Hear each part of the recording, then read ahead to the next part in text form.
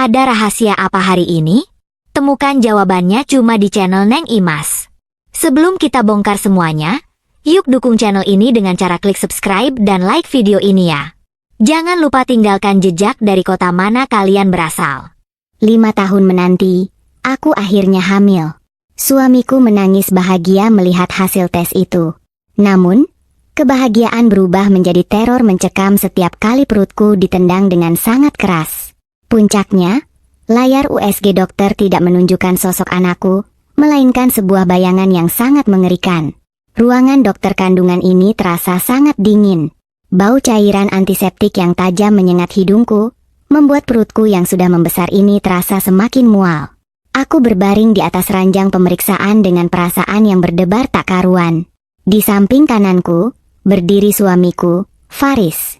Tangan kanannya menggenggam tangan kiriku dengan erat, menampilkan raut wajah seorang calon ayah yang sangat cemas sekaligus penuh harap.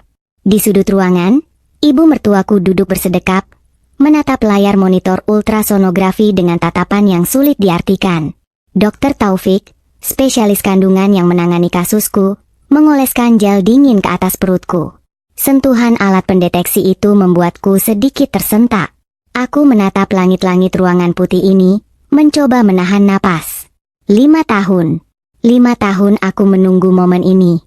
Selama bertahun-tahun aku dihina sebagai wanita mandul oleh keluarga suamiku, menelan semua caci maki itu dalam diam karena aku mencintai Faris. Setiap kali ibu mertuaku menyindir tentang penerus keluarga, Faris selalu membelaku, memelukku, dan memintaku untuk bersabar. Setidaknya, itulah yang selalu aku percayai selama ini. Itulah topeng yang berhasil mengecohku. Kita lihat perkembangannya hari ini ya, Bu, ucap Dr. Taufik dengan nada suara yang sangat datar, nyaris tanpa emosi. Dr. Taufik adalah orang kepercayaanku. Satu-satunya orang di ruangan ini selain aku yang mengetahui kebenaran di balik semua sandiwara ini. Layar monitor yang tadinya gelap perlahan mulai menampilkan gambar monokrom hitam putih. Suara detak jantung yang biasanya menjadi melodi paling indah bagi seorang calon ibu, sama sekali tidak terdengar di ruangan ini. Layar itu sama sekali tidak menunjukkan bentuk kepala, tangan, atau kaki mungil seorang bayi. Alih-alih sosok manusia, layar itu menampilkan sebuah gumpalan besar yang bentuknya tidak beraturan, dipenuhi sulur-sulur gelap yang tampak seperti akar pohon beracun. Itu bukan bayi.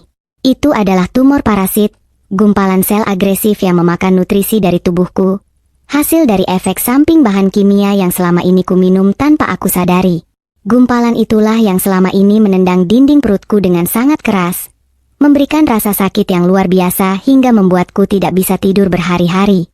Faris, Ibu. Suaraku sengaja kubuat bergetar, berakting seolah aku baru saja melihat dunia hancur di depan mataku. Apa itu? Di mana bayiku? Dokter, apa yang terjadi dengan anakku? Faris melepaskan genggaman tangannya dari tanganku dengan kasar. Wajahnya yang tadi penuh dengan kekhawatiran palsu, kini berubah menjadi sedingin es. Tidak ada lagi air mata buaya, tidak ada lagi tatapan cinta. Dia mundur satu langkah, menatap perutku dengan rasa jijik yang tidak lagi disembunyikan. Ibu mertuaku bangkit dari kursi, tawanya pecah memenuhi ruangan. Tawa yang terdengar sangat melengking dan meremehkan. Anak, kau pikir perut busukmu itu bisa menghasilkan keturunan untuk keluargaku? Jangan bermimpi. Kau itu cuma wanita mandul pembawa sial. Aku pura-pura menangis, memalingkan wajahku sambil menutupi mulutku. Faris, apa maksud ibu? Tolong aku, Faris.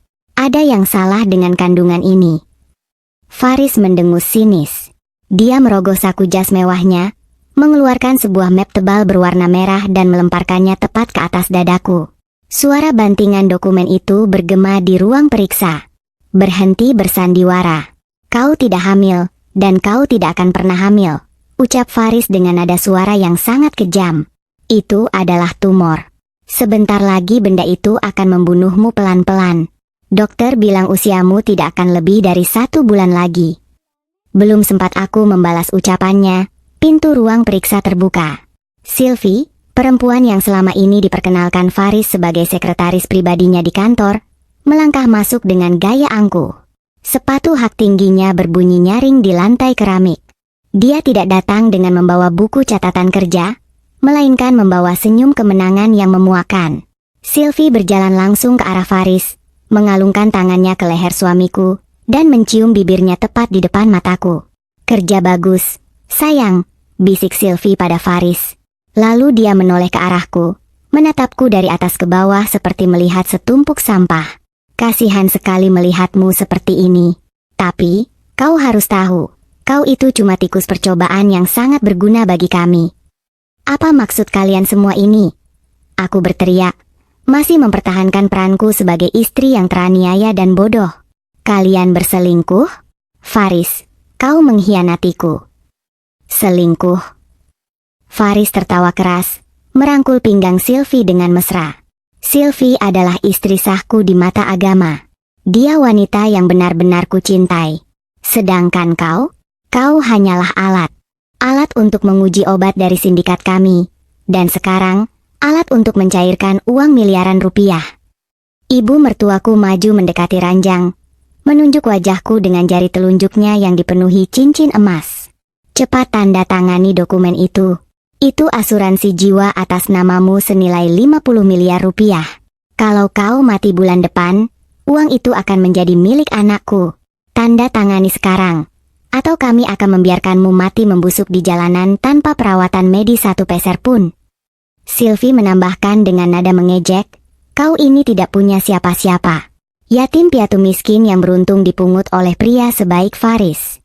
Setidaknya, bayar utang budimu dengan nyawamu. Tanda tangani. Maka kami akan berbaik hati membiarkanmu tidur di kasur rumah sakit ini sampai kau menghembuskan napas terakhir. Jika tidak, detik ini juga kami cabut semua fasilitas medis ini." Faris menyodorkan sebuah pena mahal ke tanganku secara paksa. Tatapannya penuh dengan ancaman pembunuhan. Dia benar-benar mengira aku adalah wanita lemah yang berada di bawah kendalinya. Dia mengira aku akan memohon-mohon ampun di bawah kakinya karena takut mati kelaparan dan kesakitan. Namun, yang tidak mereka ketahui adalah, di balik air mata palsu dan tubuhku yang gemetar, aku sedang tersenyum sinis di dalam hati. Oh, sungguh ironis. Mereka begitu sombong, merasa berkuasa atas nyawaku. Mereka mengancam akan mencabut akses medisku, tanpa menyadari siapa sebenarnya yang sedang mereka ancam. Mereka tidak tahu bahwa aku bukanlah yatim piatu miskin seperti yang tertulis di dokumen palsu yang kubuat 5 tahun lalu. Mereka tidak tahu bahwa rumah sakit tempat mereka berdiri saat ini, dari lobi depan hingga ruang periksa VIP ini, adalah milikku. Aku adalah pewaris tunggal jaringan rumah sakit swasta terbesar di negara ini. Seluruh alat medis, gedung, hingga gaji dokter di tempat ini berada di bawah tanda tanganku. Aku melirik sekilas ke arah Dr. Taufik. Dia membalas tatapanku dengan anggukan sangat kecil yang hampir tak terlihat. "Kami sudah merencanakan ini sejak lama." Layar USG itu memang menampilkan kondisi perutku yang membengkak karena efek obat, tapi keadaannya sudah sepenuhnya terkendali. Aku sudah tahu rahasia busuk Faris jauh hari sebelum hari ini tiba. Pertunjukan di ruangan ini hanyalah panggung yang sengaja kubangun untuk menjebak mereka, untuk membuat mereka merasa di atas angin, sebelum aku menjatuhkan mereka ke dasar neraka terdalam. Aku meraih pena itu dengan tangan gemetar, siap memainkan babak selanjutnya dari permainan mematikan ini. Melihat wajah penuh kemenangan Faris, Sylvie, dan ibu mertuaku, ingatanku tanpa sadar terlempar ke masa 5 tahun yang lalu. Saat itu, aku memutuskan untuk menyembunyikan identitas asliku sebagai putri tunggal dari konglomerat medis karena aku muak dengan pria-pria yang mendekatiku hanya demi harta kekayaan keluargaku. Aku ingin mencari cinta yang murni. Aku ingin seseorang yang mencintaiku apa adanya, bukan karena status sosial atau saldo di rekening bankku. Dan saat itulah aku bertemu dengan Faris. Faris saat itu memperkenalkan dirinya sebagai seorang direktur perusahaan rintisan teknologi, startup, yang sangat ambisius. Dia mengaku mengembangkan perangkat lunak dan berbagai produk digital untuk manajemen bisnis kecil. Penampilannya selalu rapi, tutur katanya lembut, dan dia memperlakukanku layaknya seorang ratu. Dia tidak peduli saat aku mengaku hanya sebagai pegawai administrasi biasa yang hidup sebatang kara. Dia melamarku di bawah rintik hujan, berlutut sambil menangis, berjanji akan membahagiakanku selamanya. Aku yang buta karena cinta, menerima lamaran itu tanpa melakukan penyelidikan lebih dalam mengenai latar belakangnya. Namun, penderitaan perlahan dimulai tak lama setelah kami menikah. Kebohongan demi kebohongan mulai merayap masuk ke dalam rumah tangga kami. Perusahaan teknologi yang selalu dia banggakan itu sebenarnya hanyalah cangkang kosong. Produk digital yang dia klaim laku keras di pasaran ternyata gagal total, penuh dengan bug, dan ditinggalkan klien. Bukannya memperbaiki bisnisnya, Faris justru terjerumus ke dalam lingkaran setan. Dia mulai bermain judi daring kelas kakap untuk menutupi kebangkrutan perusahaannya. Utangnya menumpuk hingga miliaran rupiah, dikejar oleh rentenir dan mafia utang. Tentu saja, selama bertahun-tahun dia menyembunyikan semua kebusukan itu dariku. Di depanku, dia tetaplah sosok suami pekerja keras yang selalu pulang malam karena rapat direksi. Padahal dia menghabiskan waktunya di kasino gelap atau di apartemen mewah bersama Sylvie, selingkuhannya yang ternyata adalah otak dari segala kejahatannya. Akar penderitaan terbesarku dimulai pada tahun ketiga pernikahan kami. Saat itu, ibu mertuaku mulai sering datang ke rumah dan mencaci makiku karena aku belum juga hamil. Setiap hari aku harus mendengar hinaan bahwa rahimku kering, bahwa aku wanita tidak berguna. Di saat aku merasa sangat terpukul dan hancur, Faris datang membawakan secercah harapan palsu. Suatu malam, dia membawa sebuah botol berisi kapsul berwarna putih gading. Dia memegang tanganku, menatap mataku dengan air mata yang berlinang. Dia mengatakan bahwa dia telah menghabiskan ratusan juta rupiah untuk mengimpor vitamin kesuburan paling mutakhir dari luar negeri khusus untukku. Dia memohon padaku untuk meminumnya setiap hari agar kami bisa segera memiliki anak, agar ibu mertuaku bisa berhenti memakiku. Karena rasa cintaku yang begitu besar dan keputusasaanku untuk memberikannya keturunan, aku meminum kapsul itu. Setiap pagi, sebelum dia berangkat kerja, Faris akan menyiapkan air putih dan satu kapsul di atas meja makan. Dia akan menatapku menelannya, lalu mengecup keningku sambil berkata, "Untuk bayi kita, sayang." Betapa bodohnya aku. Kalimat manis itu adalah racun paling mematikan yang pernah kudengar. Vitamin kesuburan, itu sama sekali bukan obat penyubur kandungan. Untuk melunasi utang judinya yang menggunung, Faris dan Sylvie menjalin kerjasama dengan sindikat obat ilegal internasional. Mereka membutuhkan subjek tes manusia untuk obat eksperimental beracun, dan Faris dengan kejam menyerahkan istrinya sendiri sebagai kelinci percobaan. Sindikat itu membayar Faris dengan harga sangat mahal untuk setiap data medis yang dia laporkan mengenai perkembangan tubuhku. Reaksi obat itu sangat mengerikan. Pada bulan-bulan pertama, tubuhku terasa seperti terbakar dari dalam. Siklus bulananku hancur berantakan. Lalu, perutku mulai membengkak seolah-olah aku benar-benar hamil. Faris bersorak kegirangan, mengadakan syukuran kecil-kecilan di rumah, mengelabui semua tetangga. Namun, yang tumbuh di dalam rahimku bukanlah janin manusia. Itu adalah massa sel tidak normal akibat mutasi genetik dari bahan kimia ilegal tersebut. Rasa sakitnya tidak bisa diungkapkan dengan kata-kata. Saat malam tiba, perutku seringkali menegang dan berdenyut sangat keras. Ada dorongan dari dalam yang menendang dinding perutku dengan kekuatan brutal, membuatku menjerit kesakitan dan bergulingan di atas lantai kamar. Setiap kali itu terjadi, Faris akan memelukku, membisikkan bahwa itu hanyalah bayi kami yang sangat aktif dan sehat. Dia menenangkanku sambil diam-diam mencatat durasi kejangku di ponselnya untuk dilaporkan kepada sindikat tersebut. Dia menjadikan penderitaanku sebagai mesin pencetak uangnya. Kebohongan inti ini menjadi sebuah luka yang menganga lebar di dadaku. Pria yang selama ini kuanggap sebagai pelindungku, pahlawanku, ternyata adalah monster berdarah dingin yang perlahan-lahan menyiksaku hingga ke ambang kematian. Dia merampas kewarasanku, menghancurkan kesehatanku, dan mengubah rahimku menjadi sarang penyakit. Semua kenangan indah, senyumannya di pagi hari, usapan lembutnya di perutku, semuanya adalah kebohongan yang dirancang dengan sangat sistematis dan tanpa hati nurani. Namun, Faris lupa satu hal. Dia terlalu meremehkanku. Dia mengira racun itu akan melemahkan otakku seiring dengan melemahnya tubuhku. Dia tidak tahu bahwa penderitaan fisik yang kualami justru membuat intuisiku semakin tajam. Rasa sakit yang terus-menerus mendera menyadarkanku dari kebutaan cinta. Perlahan tapi pasti, kabur kebohongan itu mulai terkikis, memperlihatkan wajah asli mereka yang sangat mengerikan, menuntunku pada sebuah penemuan besar yang akan membalikan keadaan 180 derajat. Aku tidak akan mati semudah yang mereka rencanakan.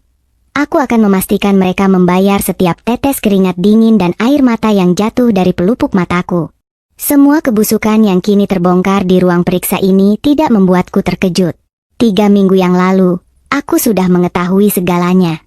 Malam itu, hujan turun dengan sangat lebat. Suara petir menyambar bersahut-sahutan menutupi suara apapun di dalam rumah. Faris sedang pergi ke luar kota. Setidaknya itu alasan yang dia berikan kepadaku pagi harinya dengan kecupan hangat di keningku.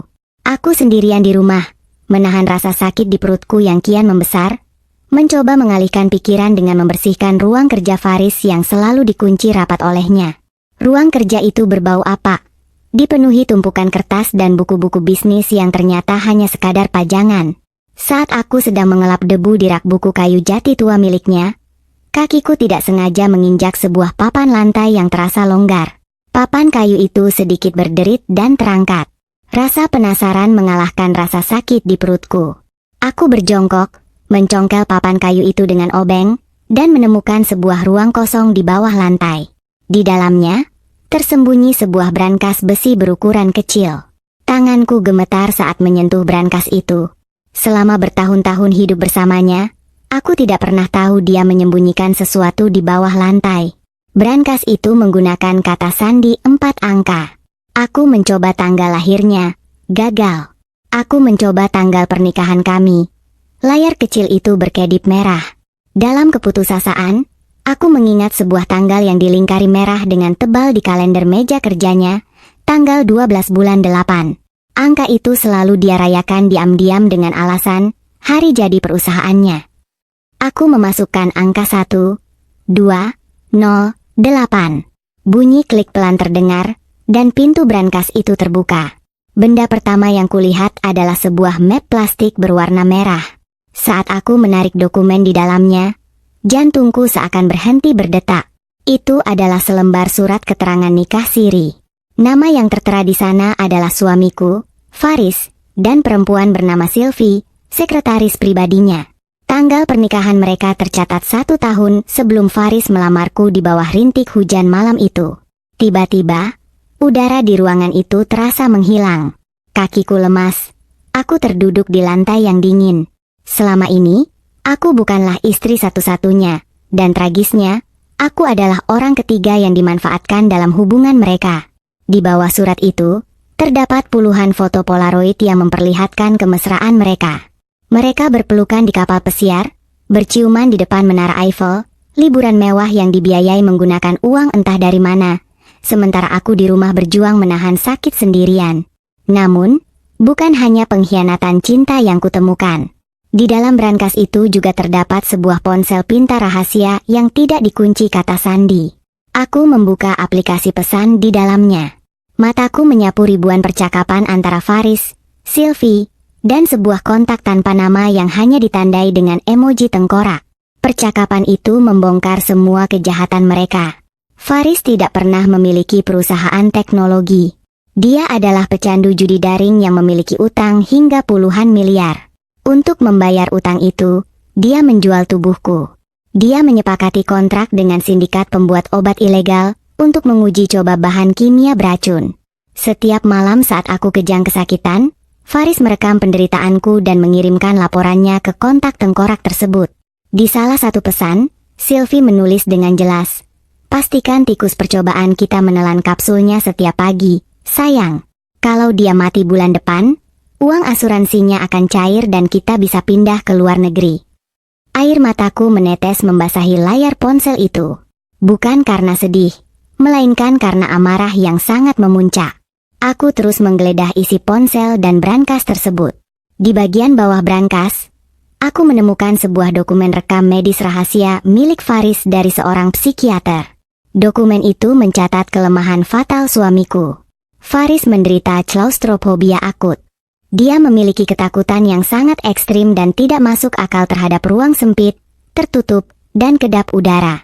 Trauma masa kecilnya membuatnya bisa kehilangan kesadaran, sesak napas, hingga mengalami serangan jantung ringan jika terjebak di ruangan sempit. Selain itu, psikiater tersebut mencatat bahwa Faris memiliki paranoia tingkat tinggi terhadap kemiskinan. Kehilangan uang adalah ketakutan terbesarnya yang setara dengan kehilangan nyawa. Aku juga menemukan puluhan botol berisi kapsul putih gading, vitamin kesuburan, yang selalu dia paksa aku untuk meminumnya. Malam itu juga, dengan membawa 1 botol kapsul tersebut, aku menelepon Dr. Taufik, satu-satunya dokter kepercayaanku di rumah sakit pusat yang kumiliki secara rahasia. Dengan memakai jas hujan tebal, aku menyelinap keluar rumah dan menemui Taufik di laboratorium pribadinya di lantai dasar rumah sakit. "Risti, dari mana kau mendapatkan racun ini?" tanya Dr. Taufik dengan wajah pucat pasi setelah menganalisis sampel kapsul itu di bawah mikroskop dan mesin sentrifugal. Suaranya bergetar menahan marah. "Faris yang memberikannya padaku. Dia bilang itu vitamin kesuburan. Jelaskan padaku, Taufik, apa yang sebenarnya tumbuh di dalam tubuhku?" tanyaku dengan nada sedingin es. Taufik menelan ludah, menunjuk ke arah layar monitor laboratorium. "Ini bukan vitamin, Risti. Ini adalah senyawa kimia eksperimental yang merangsang mutasi sel secara agresif. Tubuhmu meresponsnya dengan menciptakan jaringan tumor parasit di dalam rahimmu. Benda itu menyerap darah dan nutrisimu. Gerakan atau tendangan yang kau rasakan selama ini bukanlah bayi, melainkan kontraksi otot rahimmu yang meronta melawan racun ini. Kalau kau terus meminumnya, organ dalammu akan gagal berfungsi dalam waktu kurang dari 1 bulan. Kau bisa mati, Risti." Mendengar vonis tersebut, aku tidak menangis. Aku menatap pantulan wajahku di kaca jendela laboratorium. Wajah yang pucat, mata yang sayu, dan perut yang membengkak sia-sia. 5 tahun aku menekan egoku, menyembunyikan kekayaanku yang luar biasa demi menjadi istri penurut yang sederhana. Aku rela dihina oleh ibu mertuaku, mengabdi pada suami yang ternyata iblis berwujud manusia. Semua pengorbanan itu dibalas dengan racun dan rencana pembunuhan demi uang asuransi. "Taufik," kataku memecah keheningan malam itu. Suaraku datar namun menyimpan badai yang siap menghancurkan segalanya. "Mulai besok, kita akan membuat sandiwara medis. Siapkan obat penawar racun ini untukku. Aku akan meminumnya diam-diam. Ubah semua data medisku di sistem rumah sakit. Buat mereka percaya bahwa aku akan mati bulan depan. Aku ingin melihat sejauh mana mereka berani menari di atas penderitaanku, sebelum aku mematahkan kaki mereka satu persatu." Taufik mengangguk paham. Dia tahu betul siapa aku. Aku adalah pewaris kekaisaran medis terbesar, wanita yang memegang kendali atas ribuan nyawa di rumah sakit ini. Penemuan di ruang kerja malam itu menjadi senjataku yang paling mematikan. Fakta tentang utang judinya, bukti pernikahan sirinya, rekaman transaksi obat ilegalnya, dan kelemahan psikologisnya mengenai ruang sempit, semua itu telah kusimpan dengan aman. Mereka menyangka telah menjebak seekor kelinci yang lemah, tanpa tahu bahwa mereka baru saja membangunkan seekor naga yang tertidur. Kembali ke masa kini, di ruang periksa yang dingin ini, Faris masih berdiri angkuh, menyorongkan pena mahal ke tanganku agar aku segera menandatangani polis asuransi jiwa senilai 50 miliar rupiah tersebut. Di sampingnya, Sylvie tersenyum merendahkan, sementara ibu mertuaku mendengus tidak sabar. "Cepat tanda tangani, Risti. Jangan membuang waktu kami. Tanganmu masih bisa bergerak, kan?" bentak ibu mertuaku kasar. Aku menatap mata Faris dengan air mata buaya yang sengaja kualirkan ke pipiku. Tanganku bergetar hebat saat menerima pena tersebut.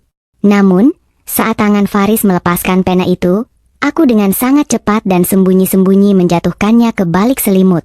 Sebagai gantinya, aku menarik pena hitam yang selalu kusimpan di saku dasterku. Pena itu tampak sama persis, tetapi isinya sama sekali berbeda. Itu adalah pena dengan tinta khusus yang akan memudar dan menghilang sepenuhnya tanpa bekas dalam waktu 24 jam setelah digoreskan ke atas kertas. Sebuah trik lama yang sering kugunakan saat menghadapi rekan bisnis yang licik. Dengan napas yang dibuat tersengal-sengal, aku membubuhkan tanda tanganku di atas dokumen asuransi tersebut. Tinta hitam itu menempel sempurna di atas kertas, setidaknya untuk saat ini. Faris langsung menyambar dokumen itu dari tanganku dengan kasar. Matanya berbinar rakus melihat tanda tanganku. Dia mencium dokumen itu, lalu mencium pipi Sylvie dengan penuh kemenangan. Akhirnya, setelah 5 tahun bersandiwara dengan wanita membosankan ini, kita bisa menikmati hasilnya. Sayang. Kau bajingan, Faris, bisikku pelan, pura-pura kehabisan tenaga dan menjatuhkan kepalaku ke atas bantal. Aku mengutuk kalian semua. Kutuk saja sesukamu. Orang mati tidak punya kekuatan apa-apa, balas Faris sambil tertawa. Dia merapikan jasnya, lalu menatap Dokter Taufik yang sejak tadi berdiri dia menyaksikan sandiwara kami. Dokter, pastikan dia tetap di sini. Berikan perawatan seadanya agar dia tidak mati sebelum polis asuransi ini aktif sepenuhnya bulan depan. Ibu, Sylvie, ayo kita pergi. Kita harus merayakan pencairan dana pertama kita. Ketiga iblis itu berjalan keluar dari ruang periksa tanpa menoleh sedikit pun ke arahku. Pintu tertutup dengan suara bantingan yang keras. Begitu suara langkah kaki mereka menjauh di lorong, suasana di ruangan itu berubah drastis. Aku langsung menyeka air mataku dengan kasar. Tubuhku yang tadi bergetar lemah kini duduk tegak di tepi ranjang. Dokter Taufik menghela napas panjang, berjalan mendekat dan mengulurkan sebotol air mineral padaku. Sandiwara yang luar biasa, Nyonya Risti, ucap Dokter Taufik sopan. Nada suaranya berubah 180 derajat menjadi penuh hormat. Itu baru permulaan. Taufik, jawabku dingin. Aku meminum air itu dalam sekali teguk. Mulai sekarang, aku berhenti menjadi korban. Bagaimana dengan proses detoksifikasiku? Obat penawarnya bekerja dengan baik. Karena Nyonya sudah berhenti mengonsumsi kapsul beracun itu sejak 3 minggu lalu, ukuran tumor parasit di rahim Nyonya sudah menyusut 20%. Kita bisa mengangkatnya lewat operasi kecil bulan depan setelah urusan Nyonya dengan hama-hama itu selesai. Lapor Taufik sambil membuka tablet medisnya, memperlihatkan hasil lab yang sebenarnya. Bagus. Pastikan tidak ada satupun perawat di lantai ini yang membocorkan kesehatanku. Aku ingin mereka mengira aku sedang meregang nyawa di ruang isolasi VIP. Malam itu juga, aku menempati ruang perawatan VIP terbesar di rumah sakitku sendiri. Ruangan itu memiliki fasilitas keamanan tingkat tinggi yang dikendalikan oleh sistem komputer pusat. Saat pintu dikunci dari dalam, aku mengeluarkan laptop pribadiku yang diam-diam dibawa oleh tangan kananku. Aku membuka saluran komunikasi terenkripsi dan memulai konferensi video dengan tim pengacara serta penasihat keuanganku. Selamat malam, Nyonya Risti. Apa instruksi Anda malam ini? Sapa pengacara utamaku dari layar laptop. Aku ingin kalian melacak seluruh aset atas nama suamiku, Faris. Rumah yang kami tempati, mobil, hingga perusahaan kosongnya. Aku tahu dia menjadikan namaku sebagai jaminan di bawah tangan kerentenir. Perintahku dengan jari yang mengetuk meja dengan ritme mematikan. Sudah kami lacak, Nyonya. Saudara Faris memang memalsukan tanda tangan Anda untuk meminjam uang sebesar 30 miliar rupiah kepada sindikat lintah darat di kota ini. Jatuh temponya minggu depan. Jika tidak dibayar, rumah dan semua aset akan disita. Aku tersenyum tipis, senyum yang sangat berbahaya. Sempurna. Hubungi lintah darat itu besok pagi. Beli semua surat utang Faris atas nama perusahaanku. Bayar tunai. Aku ingin menjadi pemegang utang tunggalnya. Mulai besok, setiap sen yang dia miliki, rumah yang dia tinggali, udara yang dia hirup, adalah milikku secara hukum. Bekukan semua rekening banknya, tapi lakukan secara diam-diam agar dia tidak sadar sampai saatnya tiba. Baik, Nyonya. Ada instruksi lain? Iya. Siapkan dokumen penyitaan paksa dan penyerahan aset. Hubungi pihak kepolisian bagian kejahatan siber dan narkotika. Kirimkan semua bukti transaksi obat ilegal antara Faris dan kontak tengkorak itu kepada mereka. Minta polisi bersiaga di rumah sakit ini lusa. Aku akan mengadakan acara pembacaan wasiat terakhir yang sangat spesial. Setelah menutup panggilan video itu, aku beralih ke sistem cetak biru rumah sakit.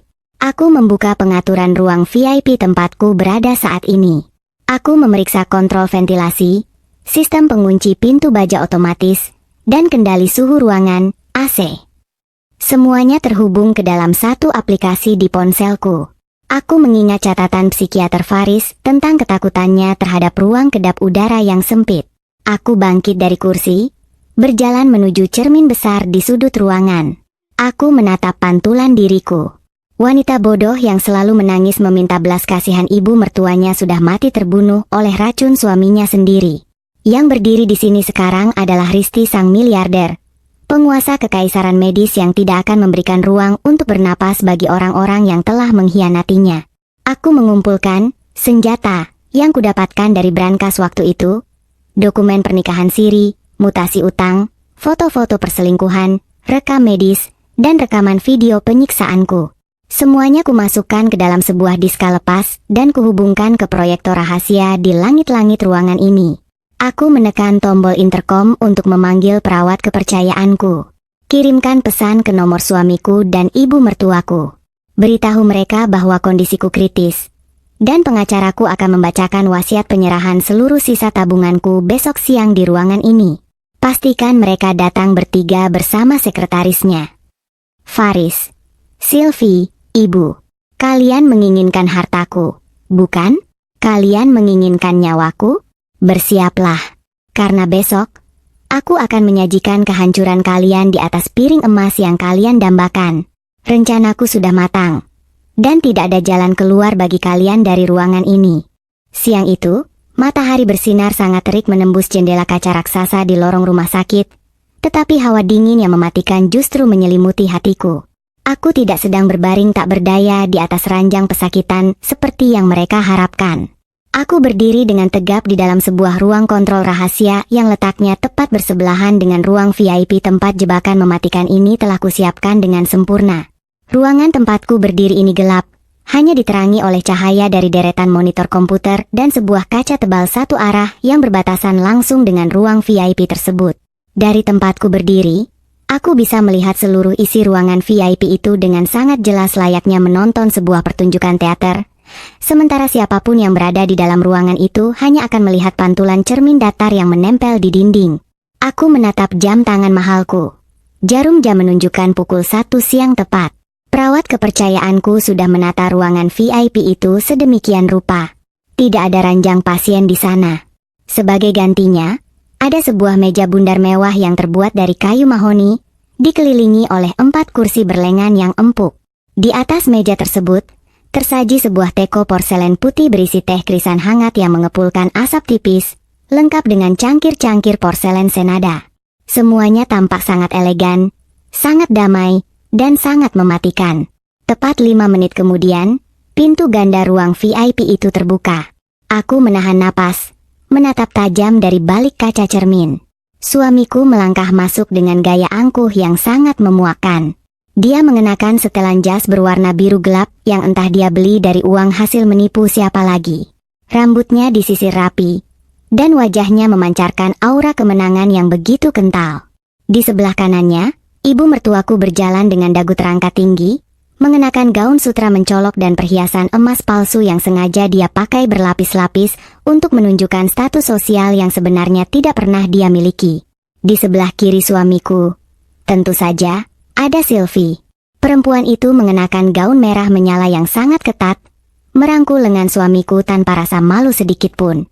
Mereka bertiga masuk ke dalam ruangan itu sambil tertawa-tawa kecil, bertingkah seolah-olah mereka baru saja memenangkan undian berhadiah miliaran rupiah, bukan seolah-olah mereka datang untuk menjenguk seseorang yang sedang meregang nyawa. Di mana perempuan penyakitan itu? Suara lantang ibu mertuaku bergema di dalam ruangan VIP, terdengar sangat jernih melalui pengeras suara yang ada di ruang kontrolku. Dia mengedarkan pandangan ke seluruh penjuru ruangan yang kosong. Dan di mana pengacaranya? Katanya hari ini pembacaan wasiat penyerahan sisa tabungannya kepadaku? Kenapa malah disuruh menunggu di ruangan kosong seperti ini? Suamiku menarik salah satu kursi dan duduk dengan santai, menyilangkan kakinya dengan sombong. Sabar, Ibu. Pengacaranya pasti sedang mengurus surat kematiannya atau semacamnya. Duduk saja dulu.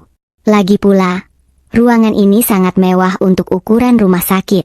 Pasti perempuan bodoh itu menghabiskan sisa tabungannya yang tidak seberapa untuk menyewa ruangan VIP ini, agar terlihat keren di hari-hari terakhirnya. Biarkan saja. Sebentar lagi 50 miliar rupiah akan masuk ke rekening kita. Kita bisa membeli 10 ruangan seperti ini kalau kita mau.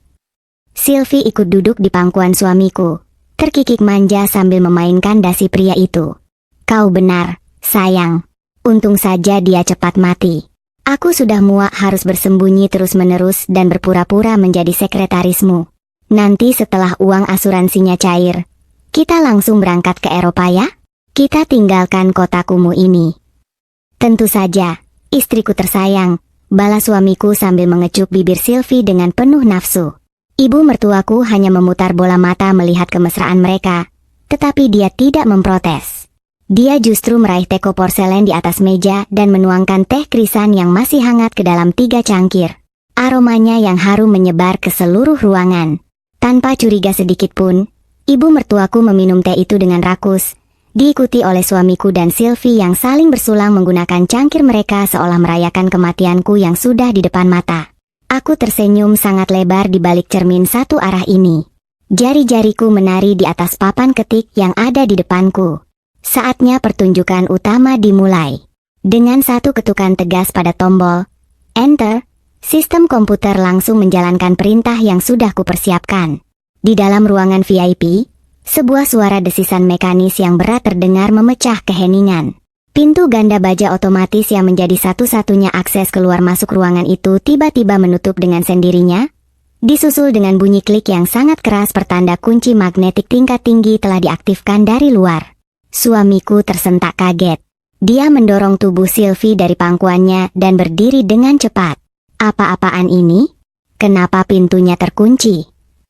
Dia berjalan setengah berlari ke arah pintu, memutar gagang pintunya dengan kasar. Namun, pintu baja itu sama sekali tidak bergeming. Dia menggedor-gedor daun pintu dengan kedua kepalan tangannya. Hei, siapa di luar? Buka pintunya. Pengacara sialan. Apa ini semacam lelucon? Aku kembali menekan tombol di layarku. Kali ini, aku mematikan seluruh sistem pendingin ruangan, AC, dan menutup semua lubang ventilasi sirkulasi udara yang ada di ruangan VIP tersebut. Suara dengungan mesin pendingin yang tadinya terdengar pelan kini mati total, digantikan oleh keheningan yang terasa sangat pekat dan menekan. Ruangan yang tadinya sejuk perlahan-lahan mulai kehilangan oksigennya. Udara menjadi pengap, berat, dan diam. Aku menyalakan mikrofon yang terhubung langsung ke pengeras suara di sudut-sudut ruangan VIP itu. Aku mendekatkan bibirku ke mikrofon, membiarkan suaraku mengalir dengan tenang, dingin, dan menusuk tulang. Selamat siang, para pembunuh. Suaraku menggema di seluruh ruangan VIP. Suamiku, ibu mertuaku, dan Sylvie langsung mematung seketika. Wajah mereka yang tadinya dipenuhi tawa angkuh kini berubah menjadi seputih kertas. Mereka mencari-cari sumber suara itu dengan panik. Suara siapa itu? Ibu mertuaku tergagap. Tangannya gemetar hingga cangkir teh yang dipegangnya jatuh berderak di atas meja, menumpahkan isinya. Suara perempuan itu? Bukankah dia sedang kritis? Di mana kau? Bentak suamiku, mencoba terlihat berani. Padahal aku bisa melihat dengan jelas keringat dingin mulai menetes dari pelipisnya. Dadanya bergerak naik turun dengan cepat. Ketakutan ekstremnya terhadap ruang tertutup, penyakit klaustrofobia yang selama ini dirahasiakannya, mulai meronta-ronta di dalam otaknya. Dia mulai menyadari bahwa ruangan itu kedap suara, terkunci rapat dari luar, dan perlahan kehabisan udara bersih. Aku tepat berada di depan kalian, ucapku melalui intercom. Aku memperhatikan setiap tawa busuk kalian, setiap hinaan yang kalian lontarkan, dan setiap teguk teh yang baru saja kalian telan masuk ke dalam perut serakah kalian. Sylvie memegang lehernya sendiri dengan wajah pias. Teteh, apa maksudmu dengan teh ini? Ah, pertanyaan yang bagus, Sylvie, jawabku dengan nada seringai yang bisa kurasakan sendiri di wajahku. Apakah rasanya enak? Teh krisan itu kubuat khusus untuk kalian bertiga. Aku mencampurnya dengan bubuk putih yang sangat istimewa. Kalian pasti mengenalnya dengan sangat baik. Itu adalah vitamin kesuburan yang suamiku berikan padaku setiap pagi selama bertahun-tahun. Bedanya, aku meningkatkan dosisnya 10 kali lipat dalam satu teko itu. Mendengar kata-kata itu, kepanikan yang sesungguhnya meledak di dalam ruangan. Sylvie menjerit histeris, memasukkan jari-jarinya ke dalam mulutnya sendiri, mencoba memicu refleks muntah agar teh itu keluar dari lambungnya. Ibu mertuaku langsung jatuh berlutut di lantai, memegangi perutnya yang tiba-tiba terasa melilit, menangis sejadi-jadinya sambil memanggil nama Tuhan yang tidak pernah dia ingat saat dia sedang menghinaku. Namun, reaksi yang paling memuaskan datang dari suamiku. Efek psikologis dari ketakutan menyadari bahwa dia baru saja meminum racun ilegalnya sendiri, digabungkan dengan fobia ruang sempit yang kini mencekiknya, menghancurkan kewarasannya secara instan. Suamiku mundur terhuyung-huyung hingga punggungnya menabrak dinding cermin tempatku berdiri mengawasinya. Jarak kami hanya dibatasi oleh kaca setebal 5 cm ini. Matanya terbelalak liar, urat-urat di lehernya menonjol keluar. Dia mencakar-cakar kerah kemejanya sendiri hingga kancingnya terlepas berhamburan ke lantai. Dia membuka mulutnya lebar-lebar, terengah-engah mencari udara layaknya ikan yang dilemparkan ke daratan, tetapi serangan paniknya membuat saluran pernapasannya menyempit. Udara, buka pintunya. Tolong, aku tidak bisa bernapas. Suamiku merintih dengan suara serak yang memelas. Dia memukul-mukul kaca cermin di belakangnya dengan tangan gemetar. Aku tidak mau mati. Buka pintunya. Tolong. Udara di ruangan itu cukup untuk membuat kalian tetap sadar selama beberapa jam ke depan. Sayang, bisiku perlahan melalui interkom, membiarkan suaraku merayap masuk ke dalam pikiran mereka yang sedang hancur. Tetapi ketakutan di kepalamu lah yang sedang membunuhmu.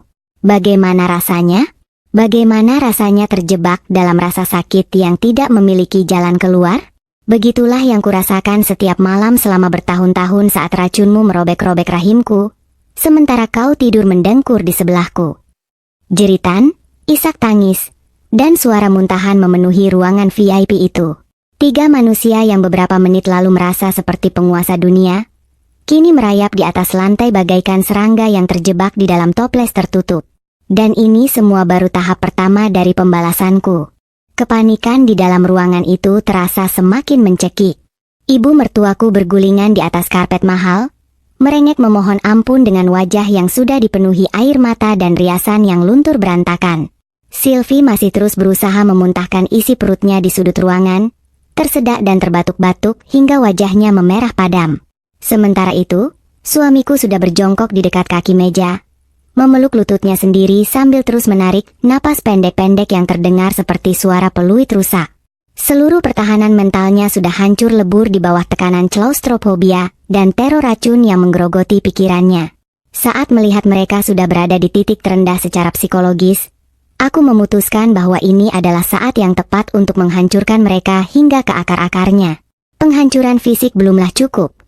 Aku harus memastikan bahwa sisa harga diri dan ikatan palsu di antara mereka terputus selamanya. Aku menekan saklar utama di meja kendaliku. Seketika, lampu-lampu utama di ruang VIP itu padam, menyisakan kegelapan yang dipecahkan oleh suara desingan pelan dari langit-langit ruangan. Sebuah layar proyektor raksasa otomatis turun perlahan menutupi seluruh permukaan dinding di hadapan mereka. Seberkas cahaya terang menyala dari mesin proyektor yang tersembunyi, menembakkan gambar yang sangat besar dan tajam tepat ke arah layar tersebut. Hentikan tangisan konyol kalian, dan buka mata kalian lebar-lebar. Suaraku kembali menggelegar melalui pengeras suara, memaksakan otoritas mutlak di ruangan itu. Lihatlah ke depan. Aku punya hadiah perpisahan untuk kalian. Mereka bertiga menghentikan jeritan mereka secara refleks. Dengan tangan yang masih gemetar dan napas yang tersengal, mereka mendongak menatap layar raksasa yang kini berpendar terang di dalam ruangan gelap tersebut. Gambar pertama yang muncul di layar adalah rentetan mutasi rekening bank bersaldo merah.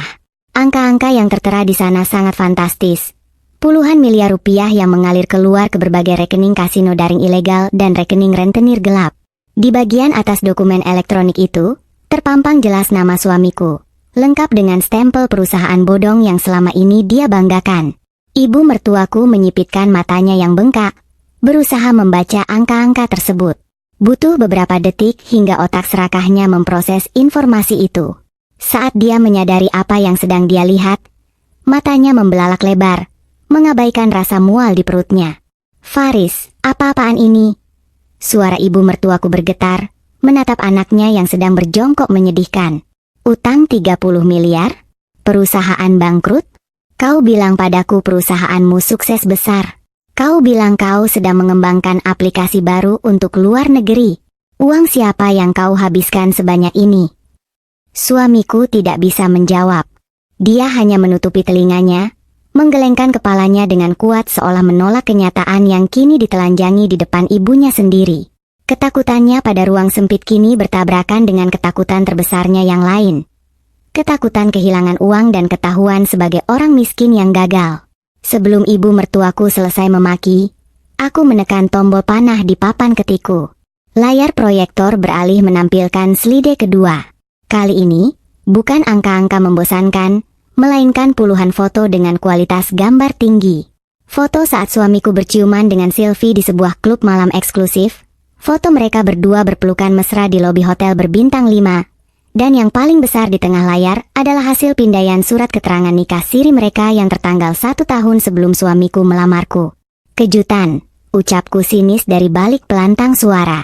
Ibu, kau selalu memuja putramu sebagai anak yang berbakti dan bermoral tinggi.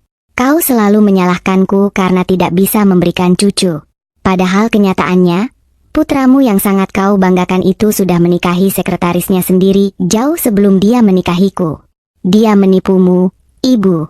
Dia menipu kita semua untuk menutupi kebusukannya. Ibu mertuaku menoleh ke arah Sylvie dengan tatapan membunuh. Urat di dahinya menonjol saking marahnya. Semua rasa hormat dan kasih sayangnya pada putranya hancur berantakan dalam 1 detik. Kau, perempuan murahan, jerit ibu mertuaku dengan suara serak. Dia menerjang ke arah Sylvie yang sedang bersandar lemah di dinding, menjambak rambut perempuan bergaun merah itu dengan sisa tenaga yang dia miliki. Lepaskan aku, dasar nenek tua gila.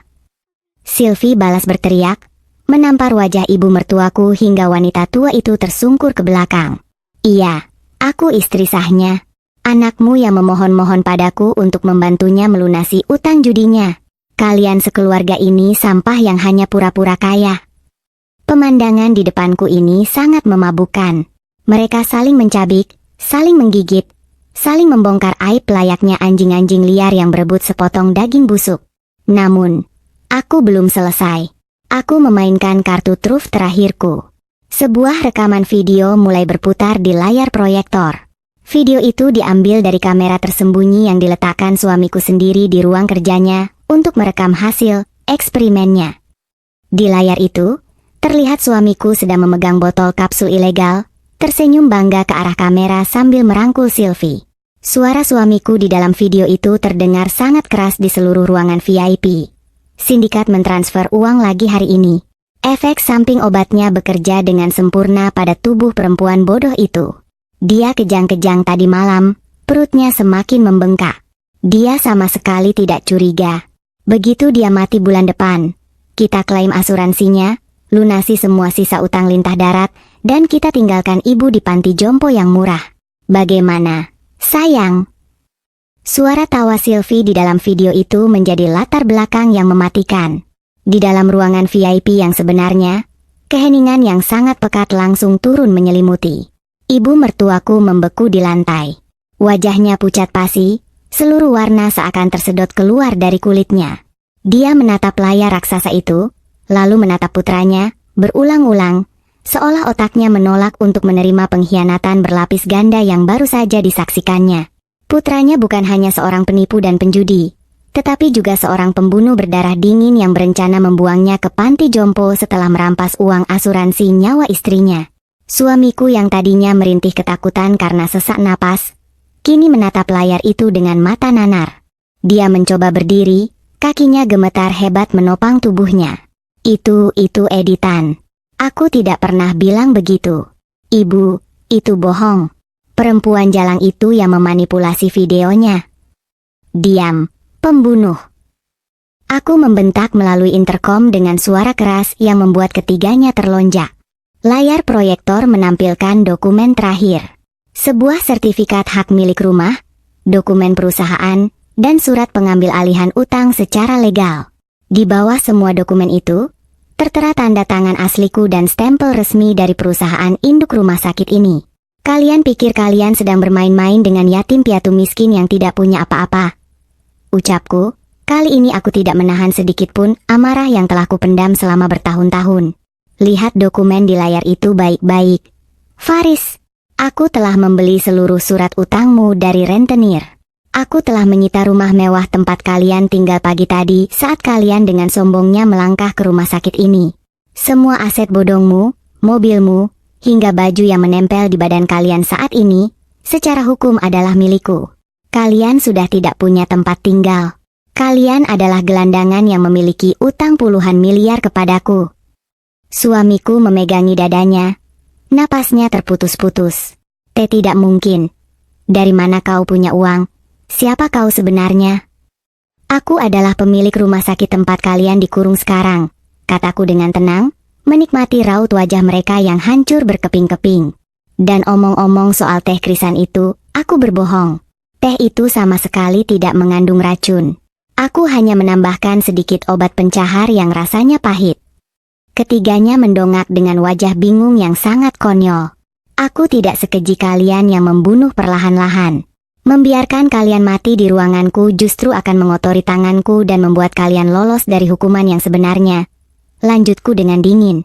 Semua penderitaan, sesak napas, dan rasa sakit perut yang kalian rasakan beberapa menit terakhir ini, itu semua hanyalah efek dari rasa takut dan halusinasi dari pikiran kotor kalian sendiri.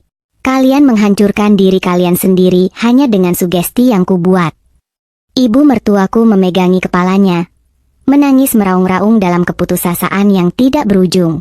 Menyadari bahwa dia miskin, ditipu anaknya, dan dikalahkan oleh menantu yang selama ini diinjak-injaknya, membuat kewarasannya putus seketika. Suamiku jatuh berlutut, menangkupkan kedua tangannya ke arah cermin yang menjadi tempatku bersembunyi. Air mata, keringat, dan ingus bercampur di wajahnya. Maafkan aku mohon maafkan aku. Jangan ambil semuanya dariku. Aku mencintaimu. Aku sungguh mencintaimu. Aku menatap pria menyedihkan itu dari balik kaca dengan rasa jijik yang luar biasa. Tidak ada lagi cinta yang tersisa. Tidak ada lagi belas kasihan. Aku menekan satu tombol terakhir di meja kendaliku. Tombol yang terhubung ke kantor polisi pusat. Semua bukti, dokumen, dan pengakuan telah terkirim dengan sempurna. Bukti nyata ini tidak akan bisa mereka sangkal lagi di hadapan hukum. Penghancuran faktual mereka telah selesai secara mutlak. Kini, saatnya membuka panggung untuk pertunjukan terakhir di hadapan dunia. Aku memandang ke arah dinding kaca satu arah yang memisahkan ruang kontrol dengan ruang VIP. Di balik kaca itu, suamiku masih bersimpuh dengan lututnya. Ibu mertuaku menangis meraung-raung di atas karpet, dan Sylvie meremas gaun merahnya yang kini sudah kotor terkena tumpahan teh. Kehancuran mental dan faktual mereka sudah lengkap di dalam ruangan tertutup itu. Namun, pembalasan dendam ini tidak akan terasa sempurna jika dunia tidak melihat esensi asli dari manusia-manusia iblis ini. Mereka harus ditelanjangi di depan umum, tanpa ada satupun topeng yang tersisa untuk menutupi rasa malu mereka.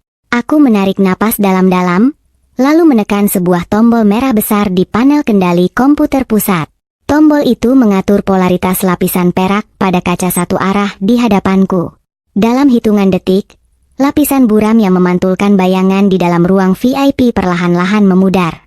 Kaca itu bertransformasi menjadi selembar kaca bening transparan yang sangat bersih. Seketika itu juga, suamiku yang sedang menatap dinding kaca langsung tertegun. Matanya yang merah dan sembab terbelalak lebar saat menyadari bahwa di balik dinding yang dikiranya tembok biasa, kini berdiri puluhan orang yang sedang menatap ke arah mereka dengan pandangan penuh penghinaan, kejijikan, dan kemarahan. Di luar ruangan VIP, di koridor luas rumah sakit yang beralaskan marmer putih, telah berkumpul kerumunan orang yang sengaja kuhadirkan sebagai saksi kehancuran mereka. Di barisan paling depan, berdiri seluruh jajaran Dewan Direksi Jaringan Rumah Sakit Swasta Berskala Nasional milik keluargaku. Mereka mengenakan setelan jas formal yang rapi, menatap suamiku dengan pandangan dingin seolah melihat seekor kecoak di atas lantai. Di samping mereka, berdiri 5 orang penyidik dari Kepolisian Divisi Kejahatan Siber dan Narkotika yang mengenakan seragam lengkap, didampingi oleh 2 orang agen asuransi bersetelan hitam. Tidak ketinggalan, di barisan belakang, beberapa jurnalis media massa yang telah mencium aroma skandal besar bersiap dengan kamera dan alat perekam mereka. Ibu mertuaku yang pertama kali menyadari keberadaan kerumunan itu langsung memekik histeris. Dia mencoba menutupi wajahnya dengan kedua tangannya yang dihiasi perhiasan emas palsu, bersembunyi di balik kaki meja kayu mahoni. Faris, apa ini? Kenapa ada banyak orang di luar? Kenapa mereka melihat kita seperti itu? Buka pintunya. Faris, ibu malu.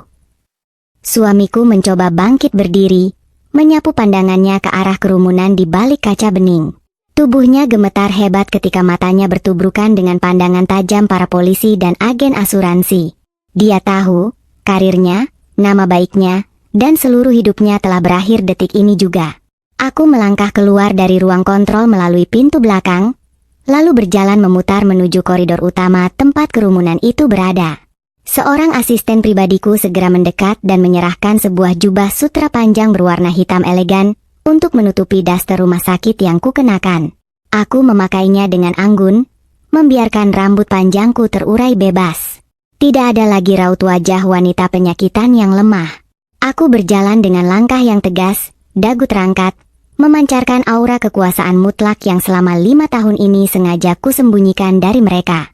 Saat aku berjalan mendekati pintu baja ruang VIP, seluruh kerumunan dewan direksi dan staf rumah sakit langsung membungkuk hormat padaku.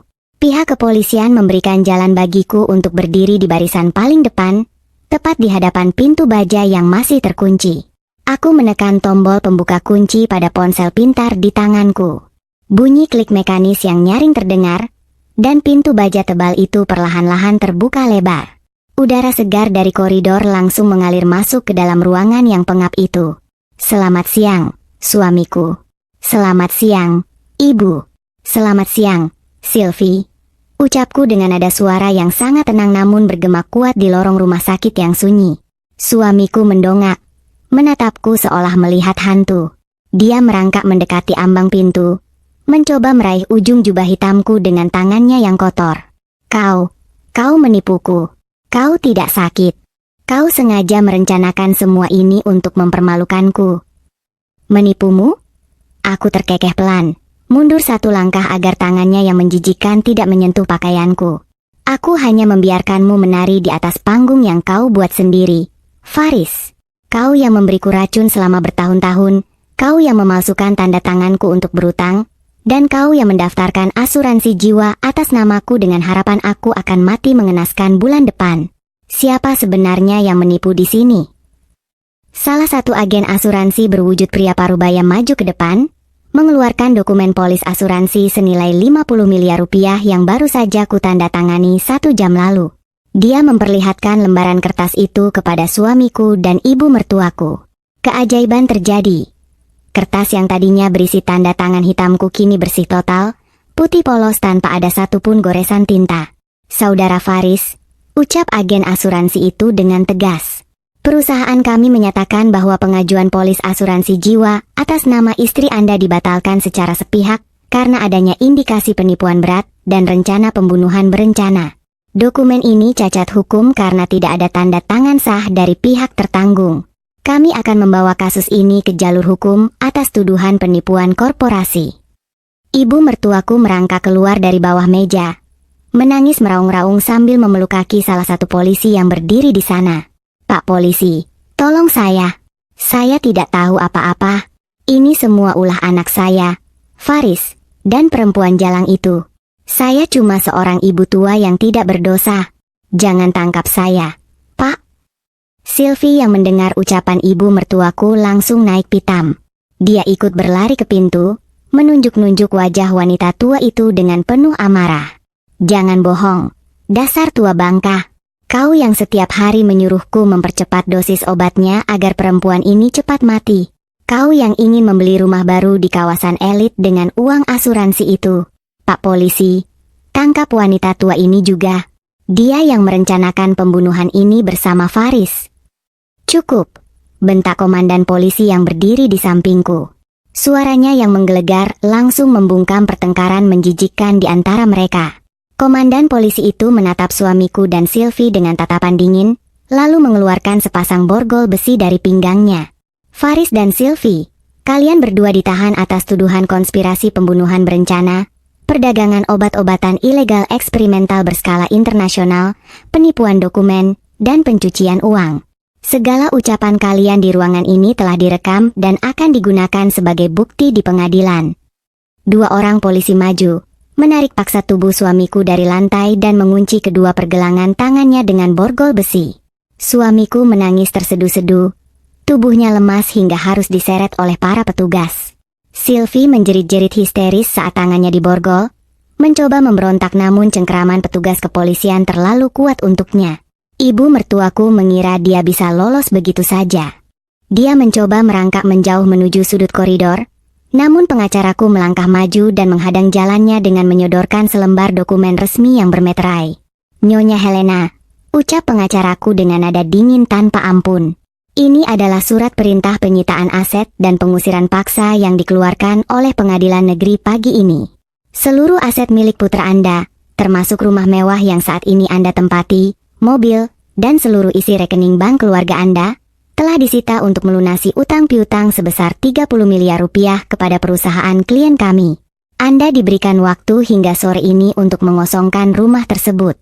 Jika tidak, petugas keamanan akan membuang seluruh barang-barang Anda ke jalanan." Mendengar kata-kata pengacaraku, ibu mertuaku langsung memegangi dadanya. Matanya berputar ke atas, dan dia jatuh pingsan di atas lantai marmer koridor, tidak sanggup menerima kenyataan bahwa dalam satu hari dia telah kehilangan anak emasnya, kehilangan status sosialnya, dan menjadi seorang gembel yang tidak punya tempat tinggal. Kamera jurnalis terus berkelebat, menembakkan lampu kilat yang menyilaukan ke arah wajah suamiku dan Sylvie yang sedang diseret melewati kerumunan orang di koridor. Semua mata memandang mereka dengan tatapan penuh caci maki. Para tetangga yang kebetulan berada di rumah sakit, staf medis yang selama ini mengenal suamiku sebagai pria yang ramah, semuanya kini berbisik-bisik menghujat kebusukan mereka. Aku berdiri diam di tengah koridor, memperhatikan punggung suamiku yang perlahan menghilang di belokan lorong bersama para petugas kepolisian. Tidak ada air mata yang jatuh dari mataku. Tidak ada rasa sedih atau penyesalan. Rasa sakit yang selama 5 tahun ini kutahan di dalam rahimku seolah menguap bersama hilangnya orang-orang berdarah dingin itu dari hidupku. Penghakiman publik ini telah selesai, dan dunia kini tahu siapa yang menjadi pemenang sesungguhnya. 3 tahun telah berlalu sejak badai besar yang menghancurkan rumah tanggaku malam itu. Waktu berjalan dengan sangat cepat, membawa serta semua kenangan pahit dan mengubahnya menjadi lembaran kehidupan yang baru dan penuh kedamaian. Siang ini, aku berdiri dengan anggun di atas balkon lantai paling atas gedung kantor pusat jaringan rumah sakit swasta milik keluargaku. Angin sepau-sepau bertiup lembut, memainkan ujung terusan sutra berwarna krem yang kukenakan. Dari ketinggian ini, aku bisa melihat pemandangan seluruh kota yang membentang luas di bawah langit biru yang bersih. Dunia terasa begitu luas, begitu indah, dan sepenuhnya berada di dalam kendaliku. Aku bukan lagi wanita yang bersembunyi di balik bayang-bayang kebohongan suamiku. Aku adalah pemimpin penuh dari kekaisaran medis ini, mengelola ribuan staf dan memastikan keselamatan puluhan ribu pasien setiap harinya. Aku menurunkan pandanganku, lalu perlahan mengelus perutku yang kini membuncit besar. Kehamilan ini sudah memasuki bulan ke-8. Berbeda dengan 3 tahun lalu, ketika perutku membesar karena gumpalan tumor parasit yang menyakitkan, kali ini perutku terasa sangat hangat. Di dalam rahimku, tumbuh sesosok janin manusia yang nyata, buah cintaku yang tulus dengan suamiku yang sekarang. Setiap kali dia bergerak, gerakannya terasa seperti usapan lembut yang menenangkan jiwa, bukan lagi tendangan brutal dari otot yang meronta akibat racun. Operasi pengangkatan tumor 3 tahun lalu yang dipimpin oleh tim medis terbaik berjalan sukses besar, membersihkan seluruh sisa bahan kimia di tubuhku dan memulihkan fungsi rahimku sepenuhnya. "Jangan berdiri terlalu lama di luar, sayang. Udara siang ini agak berangin." Sebuah suara berat yang lembut menyapa pendengaranku dari arah belakang. Aku menoleh dan tersenyum manis melihat Dr. Taufik melangkah keluar ke balkon. Dia tidak lagi mengenakan jas putih dokternya, melainkan setelan kemeja kasual yang rapi. Dia berjalan mendekat, lalu melingkarkan kedua tangannya di pinggangku dari belakang, ikut mengelus perut buncitku dengan penuh kasih sayang. Dr. Taufik adalah pria yang menyelamatkan nyawaku. Pria yang mendampingiku di masa-masa paling hancur saat aku harus menjalani pemulihan fisik dan mental pasca operasi. Ketulusan dan kesetiaannya selama bertahun-tahun akhirnya melunakkan hatiku yang sempat membeku karena trauma pengkhianatan. Kami menikah setahun yang lalu dalam sebuah upacara yang sederhana namun dipenuhi kebahagiaan yang murni. "Anak kita sangat aktif hari ini," ucapku sambil mendongak, menatap mata suamiku yang memancarkan binar kebahagiaan sejati. Dia tahu kalau ibunya adalah wanita terkuat di dunia, balas Dr. Taufik sambil mengecup keningku dengan lembut.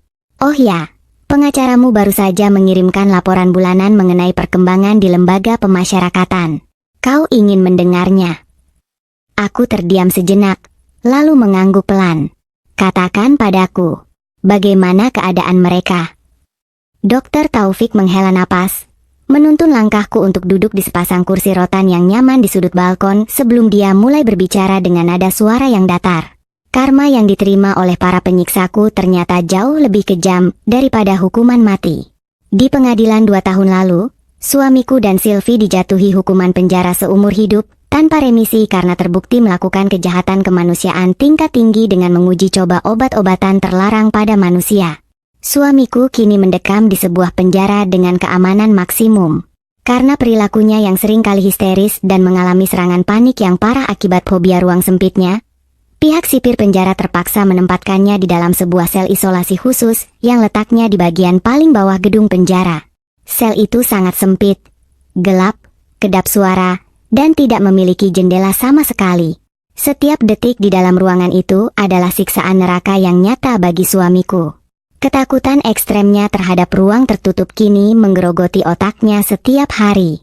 Menurut laporan medis penjara, tubuh suamiku kini kurus kering, rambutnya memutih, dan dia seringkali mencakar dinding batu selnya hingga jari-jarinya berdarah, berteriak memohon ampun kepada bayangan diriku yang terus menghantui halusinasinya. Dia hidup dalam penyesalan dan ketakutan abadi, terkunci di dalam ruang sempit yang menjadi musuh terbesarnya. Sementara itu, Sylvie ditempatkan di lapas wanita kelas berat. Kecantikan wajah yang dulu selalu dia banggakan untuk memikat suamiku kini telah hilang sepenuhnya. Efek samping psikosomatis karena ketakutannya yang paranoid terhadap racun teh krisan waktu itu memicu stres tingkat tinggi yang merusak sistem metabolisme tubuhnya. Kulitnya kini dipenuhi bercak-bercak hitam, wajahnya terlihat tua sebelum waktunya, dan dia menjadi bulan-bulanan narapidana lain di dalam sel karena sifatnya yang angkuh. Dia harus menghabiskan sisa hidupnya dengan mencuci lantai penjara dan memakan makanan jatah yang hambar. Lalu, bagaimana dengan ibu mertuaku? Wanita tua yang dulu begitu sombong dan materialistis itu, kini hidup sebatang kara di sebuah gubuk reyot di pinggiran kota. Setelah seluruh hartanya disita, tidak ada satupun kerabat atau keluarga besar yang mau menampungnya karena malu dengan skandal pembunuhan berencana yang dilakukan oleh anaknya. Dia harus mengemis dari satu pasar ke pasar lain untuk menyambung hidup, memakai pakaian loak yang kotor, dan tidur beralaskan kardus. Setiap kali dia melihat papan reklame rumah sakit milik keluargaku yang megah di pusat kota, dia hanya bisa menangis meratapi kebodohannya yang telah membuang menantu yang sebenarnya bisa menjamin hidupnya dengan kemewahan. Mereka menuai apa yang mereka tanam, sayang, ucap Dr. Taufik, membuyarkan lamunanku tentang masa lalu. Dia menggenggam erat tangan kiriku, menyalurkan kehangatan yang mengusir sisa-sisa dingin dari kenangan pahit itu. Aku menatap langit sore yang mulai berubah warna menjadi jingga keemasan yang sangat indah. Rasa amarah dan dendam di hatiku kini telah padam sepenuhnya, berganti dengan rasa syukur yang tak terhingga. Aku telah berhasil melewati badai paling mengerikan di dalam hidupku, menghancurkan para iblis yang mencoba membunuhku, dan kini aku berdiri di puncak kesuksesan bersama pria yang benar-benar mencintaiku. Aku mengelus perutku sekali lagi, berbisik di dalam hati kepada anakku yang akan segera lahir ke dunia. Kehidupan baru yang penuh dengan cinta, kekayaan, dan kedamaian telah menanti kami di depan sana. Skenario pembalasan dendam ini telah ditutup dengan akhir yang paling sempurna.